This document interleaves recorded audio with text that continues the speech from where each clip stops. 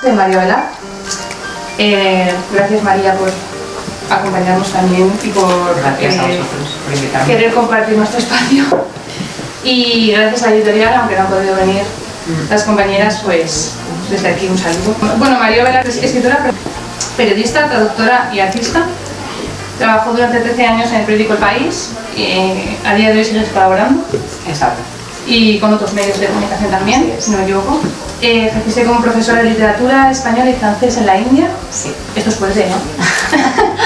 Me fui 1 año y medio, me di una excedencia y justo con la gran recesión, que a mí me noqueó mucho lo que estaba sucediendo con el periodismo en ese momento en el que de repente, bueno, pues un periódico que había estado bastante desligado del imperio, ¿no?, de la publicidad, ya no pesaba tanto el lector, es decir, que ya parecía que el lector no era lo principal, sino que te pusieran anuncios en el periódico porque la gente ya no lo compraba en el kiosco, ¿no? Entonces se me dio también esa posibilidad, ¿no?, de irme como profesora a la India y la cogí rápidamente y estuve 1 año y un poco más. Y no quiero. Entonces, bueno, la novela trata sobre Victoria, una poeta e influencer que vive al límite. Fines de semana de música, sexo, alcohol y drogas, relaciones tóxicas con narcisistas, jornadas interminables en una revista de moda. Cuando Victoria desaparece, Mireia, su mejor amiga, decide entender por qué conocidos y amigos, incluida la propia Mireia, la han acabado por odiar. Y para comprenderla, escribe. Bueno, la novela se ubica en el 2018 con la ola de sororidad desatada por el Me Too, pero como hemos dicho antes, también como que abarca unos años es circular y hace un flashback. O sea, empieza en 2019, perdón, y entonces luego va hacia atrás y termina 1 año después de lo que empezara. Entonces, bueno, para poder hacer un bonito arco de personaje y también para poder ver esa evolución que hemos vivido, ¿no?, en las relaciones y cerrar como entre todos, ¿no?, en la sociedad. Lo primero que te quiero preguntar es ¿en qué momento decidiste pasar de la poesía a la narrativa y cuál es el reto o el mayor reto con el que te has topado al pasar de una a otra? En realidad ha sido muy fluido y con esto me siento muy hermanada con Pilar Adol, que de hecho estuvo ayer presentando Las Iras por aquí. De hecho me puso un mensaje porque pasó por la puerta y me dijo: ¡ay, acabo de ver que vienes mañana! ¡Qué pena, nos cruzamos! Y ella, al igual que yo, escribe todo a la vez. O sea, yo ya escribía narrativa y estaba escribiendo ficción cuando hacía poesía. Lo que pasa es que, bueno, pues no era algo que publicara, ¿no? Pero ya contaba también esta mañana en la entrevista que me hicieron en la radio que con 16 años ya tenía un amago, un manuscrito de novela que fue un fracaso y que tenía en un cajón por ahí perdida. Y luego, claro, el periodismo es una profesión, sobre todo en un periódico como El País, o sí lo viví yo, muy exigente, en la que estás trabajando y escribiendo y saliendo a reportajear como reportera casi 24 horas al día, entonces no tenía mucho tiempo, ¿no? La poesía sí que me daba más salida, porque al final uno escribe un poema, bueno, en 2, 3 días, luego es verdad que se retoma porque se trabaja, se edita, pero claro, un proyecto de largo aliento, tan largo, ¿no?, como una novela, pues requiere una disciplina que yo necesitaba tiempo para esa disciplina, ¿no? Pero el salto por ejemplo, del periodismo a la narrativa o de poesía narrativa al hacer esta novela sí que supuso también un reto para mí, porque tenía como que estructurar, ¿no? Decidir si al final hago una estructura clásica de 3 actos y pongo un midpoint, si pongo 2 puntos de giro, si no, cómo hago los personajes. Pero hubo algo también muy bonito, ¿no?, aparte de ese reto, que era ver cómo los personajes iban creciendo dentro de la novela casi por sí mismos, ¿no? Como voces independientes a la creadora que soy yo. Y durante todo este proceso me di cuenta que me encanta escribir en realidad novela también, ¿no?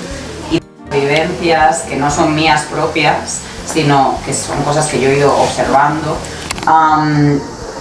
surgen por la noche. Pero ya lo decía Hemingway, ¿no? Uno puede escribir borracho pero hay que evitar sobrio. Y yo digo lo de borracho porque bueno, yo llevo prácticamente 8 años sin beber, pero uno puede estar borracho también del sentimiento, como decía Baudelaire, ¿no? Uno puede estar borracho de un montón de cosas, pero para editar tienes que estar sobrio. Entonces se gestó de noche, pero la escritura y la edición se hicieron de día. Sí es verdad que las primeras semillas eran unos escritos que yo a veces, cuando volvía muy tarde del periódico o también de salir de marcha, volcaba, ¿no? Y había como cierta pulsión ahí, cierta víscera, cierto impulso de escritura de, bueno, esto me parece que es importante contarlo, creo que... y lo llevaba como a la fabulación también, ¿no? Y también tomaba como notas y hacía poemas alrededor. Entonces luego sí que me vi con un material ingente de muchísimas páginas y dije, bueno María, creo que aquí hay una novela y es esta novela que tú has estado pensando sobre el tema también del deseo y las interacciones tóxicas y los traumas. Vamos a ver cómo puedes armar todo esto, ¿no? Y de ahí surgió, ¿no? De una necesidad de contar algo que me preocupaba, que veía en mi entorno, que luego es verdad que con el revulsivo del Me Too y el caso de la manada ya hubo una reflexión sobre el tema del consentimiento, sobre el tema también de cómo nos vulnerabilizamos más o menos, de hablar, ¿no? Y a mí me interesaba esa transición, es decir, la oscuridad de deseada a deseante, es decir, de alguien que está prácticamente siendo pasiva, ¿no? O sea, que ella tiene un deseo, pero ¿realmente es su deseo o es el deseo del otro que se lo está imponiendo a ella, ¿no? Entonces yo quería ver cómo íbamos hacia esta agencia, porque es verdad que sí que hay unas historias maravillosas que se están contando ahora en narrativa con mujeres que ya, esas voces que son disidentes y están ya empoderadas, ¿no? Pero yo quería escarbar en lo oscuro, ¿no? Me escribí a Esther de Efecto Doppler para hacer una entrevista en breve, que le había encantado una figura en la que yo digo que al principio es como meter las manos en el fango, ¿no? Y removerlo. Vale, bueno, pues vamos a ir, ¿no? A ver qué hay aquí, donde no queríamos mirar. De hecho, la protagonista también tiene un problema de desmemoria, hay cosas de las que no ha querido hablar, ¿no? Entonces, a través de la voz de su amiga, de repente van apareciendo ahí. Y creo que era importante hacerlo, ¿no? Creo que para ser mejores también debemos analizar lo que no surgió, lo que no salió bien. Los últimos 2 años, o sea, ya había surgido, y me alegra que fuera así. Claro, la noche es prácticamente un personaje dentro de la novela, y luego el eco a Scott Fitzgerald está ahí, ¿no? Tender is the Night, es la novela de Fitzgerald. Y claro, en la novela la noche no es tierna, no es una noche tierna. Tiene momentos líricos, muy poéticos, esta noche madrileña y alicantina, pero tiene también momentos muy brutos, violentos, ¿no? Y claro, me parecía que era un título con un ritmo muy poético, que encima tenía ecos que lo hermanaban con la novela de Scott Fitzgerald, y que a la vez le daba este matiz también de nostalgia, melancolía, ¿no? Era el pasado. Quien lea el libro se fijará que hay también una estrategia narrativa en cuanto a los tiempos verbales. La novela está narrada en pasado, pero todas las escenas de interacción sexual están narradas en presente. Muchas horas a la edición, de entender por qué había en un momento dado que había cosas que no funcionaban. Entonces a mí me ha convertido desde luego en mejor escritora seguro después de lo que he hecho con todas las versiones de este manuscrito, que cabrán prácticamente, no sé, hay varias. Entonces eso por un lado. Luego por otro, el remover el fango, ¿no? Y entrar en lo oscuro, es decir, en esa transición desde un momento más traumático del personaje con una baja autoestima a de repente, bueno, otras cosas por las que transita, tampoco vamos a reventar lo que te contenía. Claro, me ha hecho también reflexionar sobre muchas de las conversaciones que estamos teniendo y hemos estado teniendo en los últimos años con respecto a las interacciones hombres-mujeres, el consentimiento, lo sexual, el deseo, pero también el uso de la palabra, ¿no? Los silencios, cómo nos relacionamos a veces desde las máscaras, o cómo, por ejemplo, las redes sociales han acabado por alienarnos más en algunas esferas de lo que ya estábamos, ¿no? Como Madrid se va convirtiendo a veces en una ciudad de soledades. Pero como también hay otros ambientes y otras posibilidades.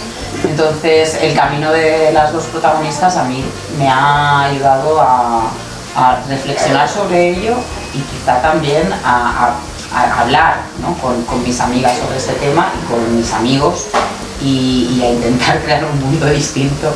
De hecho yo medito 2 veces al día, o yoga, he conocido la escena nocturna en la que está ambientada, ¿no? Y he conocido también toda esa vorágine cuando llegué a Madrid. Y claro, ahora me veo como viéndolo desde fuera, ¿no? Pero he tenido que meterme dentro otra vez. Y tan dentro.